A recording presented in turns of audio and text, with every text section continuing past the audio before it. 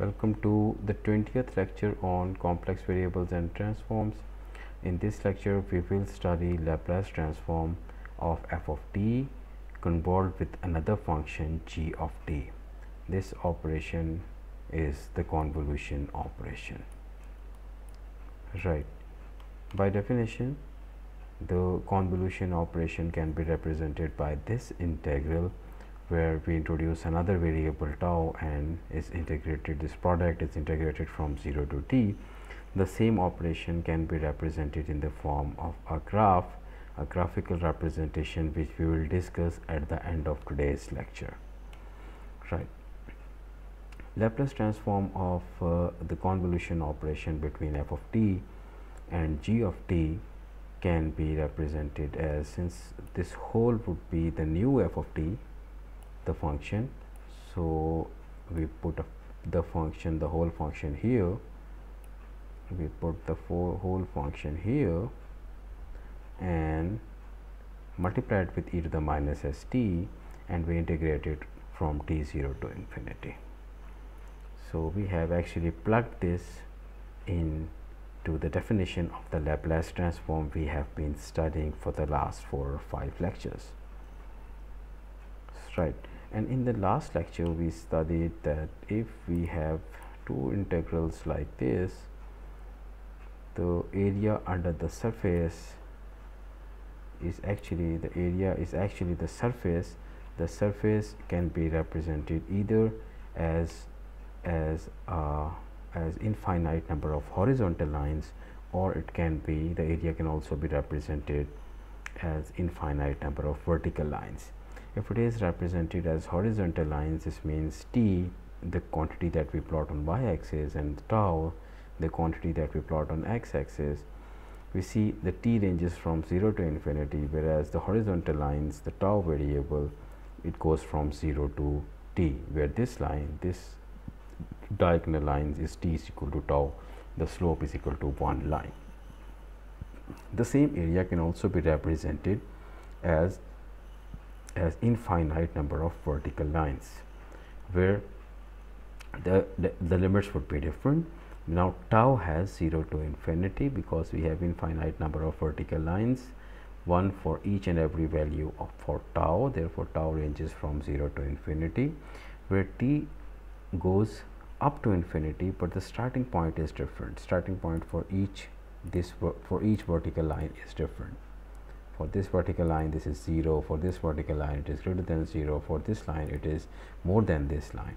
So t goes from tau to infinity because tau is increasing linearly with slope 1. T is equal to tau means slope is equal to 1. So now t has different starting, each vertical line has different starting point, but each vertical line goes up to infinity.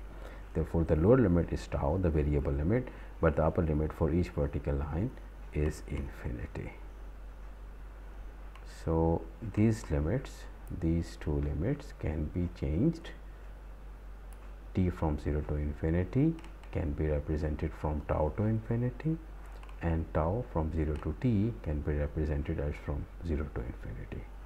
So t is here replaced with this, and tau is, the limits for tau are replaced with this from 0 to infinity. Previously they were from 0 to t. Previously t was from 0 to infinity, now it is from tau to infinity. With the, why do we change these limits? Because we change only the representation, the area remains the same. Here we represent the same area with the help of infinite number of horizontal lines, but here we represent the same area with the help of infinite number of vertical lines, whereas the area remains the same, the region remains the same. So therefore it makes no difference if we change the limits, because now we are representing it the same area with the help of vertical lines. So everything else remains the same, except we have changed the limits in this integral, in this double integral. So let's make some replacement. Let's introduce another variable t prime, that is equal to t minus tau, because we have this g of t minus tau. So we are want to replace this t minus tau with another variable t prime. If we differentiate t prime with respect to t, this is 1 minus the derivative of tau with respect to t would be 0. So t prime is dt. So therefore this dt can be replaced with dt prime, right? And let's see what the limits, how are the limits changed when we have t is equal to tau, because for t we have these limits.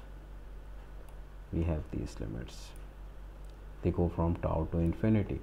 When t is equal to tau and we put tau here, that would be tau minus tau is equal to 0.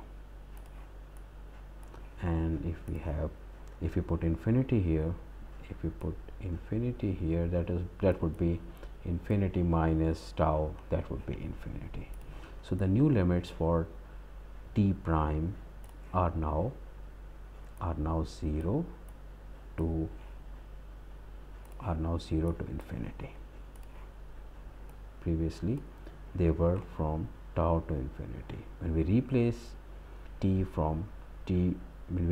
minus tau with t prime, the limits for t prime becomes from 0 to infinity. So we are going to replace this t from t prime, and the limits will be from 0 to infinity. T minus tau would be replaced with t prime, and dt would be replaced with dt prime that we have proved here, right? So we have changed the limits, we have changed the variable t minus tau with t prime. So if we change it with t prime, the limits are from 0 to infinity, and it is dt prime, right? And in this t, what would this t be? T would be, if t prime is t minus tau, t would be, take this tau on the other side of the equation, that would be t prime plus tau. So it becomes t prime plus tau. T prime plus tau. So t can be represented as t prime plus tau. So here we have replaced this t equals e to the minus st. So we have replaced this t with t prime plus tau, and it can also be represented as e to the minus st prime times e to the minus s tau. And now we are in a very good position to segregate, or to show that these two integrals are independent from each other. Tau, we have this integral where tau ranges from 0 to infinity, and we have f of tau, we have e to the minus s tau and d tau, and everything else is of t prime. So therefore it can be represented as an independent integral. Whereas we have t prime ranging from 0 to infinity, we have g of t prime, e to the minus s t prime and dt prime. So this complete integral can be thought of as independent of this first one, right? And by definition this is f of s, and by definition this is g of s. This is Laplace transform of f of tau or f of t. This is the Laplace transform of g of t prime or g of t. So by definition they are f of s, this is f of s, this is g of s. And we know that we use capital letters for transforms. For Laplace transform we use capital letters, and for the signals to represent them in time domain we use small letters. So this is a very important result, that Laplace transform of f of t convolved with g of t is f of s. We compute the Laplace transform of the first function times g of s, the Laplace transform of the second function. This important property is known as a theorem that we call convolution theorem. It's very important, it's very useful, because it makes certain calculations easier for us, right? To show how it makes our life easier, let's solve an example where we are given f of t is equal to u of t, g of t is u of t. U of t is a unit step function. U of t is unit step function. And why do we call it unit step?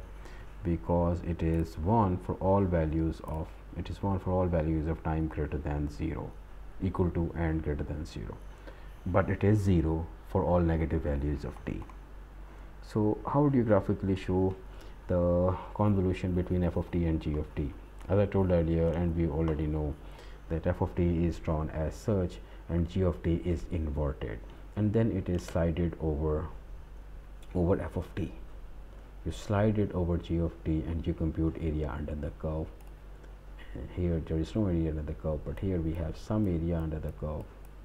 Here we have some more area under the curve, and as we keep on going, the area under the curve keeps on increasing, and finally f of t convolved with g of t would give you a straight line, because the area under the curve keeps on increasing as you keep on sliding g of t over f of t. So the area under the curve keeps on increasing, and it's a slope, it's a straight line with slope is equal to 1. So Laplace transform of f of t times g of t is Laplace transform of t u of t, because this is represented as t, and since it starts from 0 and it is negative, it is 0 for negative value of t, therefore it can also be written as t times u of t, means that it is t for all positive values of t. And if you compute the Laplace transform of t or Laplace transform of t u of t, it comes out to be 1 over s squared, we have studied earlier. So with this, all this hassle, we have computed the Laplace transform of f of t, this f of t, convolved with this g of t, and the Laplace transform of the result to be 1 over s squared. Now we are going to apply the convolution property or the convolution theorem on the same, and we see that how quickly we reach to the same result. Laplace transform of this can be using convolution theorem. We have just studied using convolution theorem.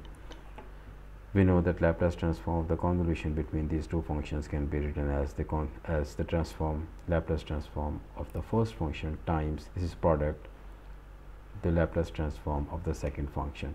So let's compute f of s first. F of s is Laplace transform of the first function. Laplace transform of u of t is the same as Laplace transform of 1, it is 1 over s, and g of s is also the same, therefore it is 1 over s2.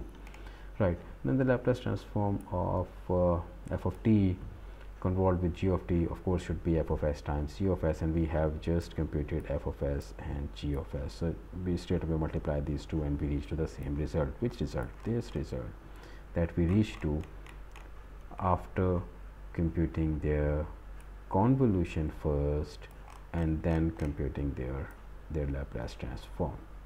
We reach to the same result using this lengthy procedure. So this procedure seems to be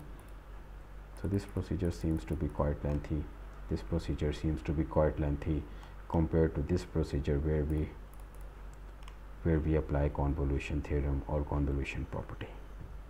So convolution theorem is a very useful theorem.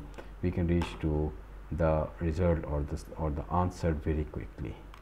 So this is what I have written here. We reach to the same answer very quickly. We reach to the same answer, but only in 3 lines. Here we have to work very hard to graphically, or we can also use this integral. Which integral? We studied in the beginning of this lecture. This integral, or we can compute this convolution graphically, and then we apply Laplace transform. That's a lengthy procedure. So it gives you this convolution property gives you a shortcut or a quicker method to compute Laplace transform when two functions are being convolved with each other. Right, now you see the power of the convolution property or the power of the convolution theorem. Right, so that's all for this lecture.